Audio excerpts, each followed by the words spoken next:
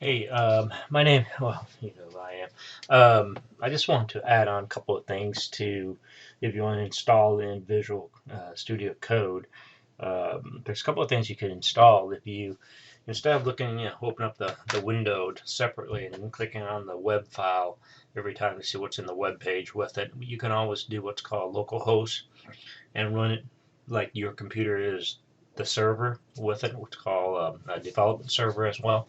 So if you go to this little square and it has kind of like a fourth cube square and it's kind of off of it, you click on here and if you type in the word live server, it's going to search for it. And I'm going to install this file live for you to see how you do this. So this is what it looks like. If you click on live server and you install, and just give it a second, it's going to install that live server for you on there. And so we can actually look at the web page directly off of this when you after it's installed. So take a second here. So it's installed now. So you can always tell after it's finished, the extension turns into an uninstall with it. Come back to your Windows Explorer, and I'm just going to pull one of the files that we just did recently in that portfolio project that we did with it. I'm going to pull this up with it, and I could right mouse click on here and I could open with live server,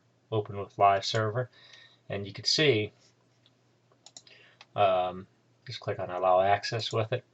And I just want to just give you if you look at the URL 127.0.0.1, that's an IP address that's called a loopback IP address that points it to your local computer right now.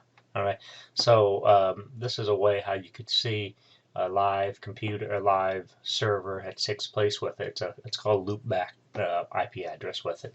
All right, so I just want to share that with you. And you can do that for any pages with it if you want. If you just want to right mouse click on it and open with live server. The other one that I installed, and you can open up with a browser if you want to. It's up to you with it, but I thought I would expose you to some of the stuff that's already in industry we set up as the server with as well. Okay, that's it.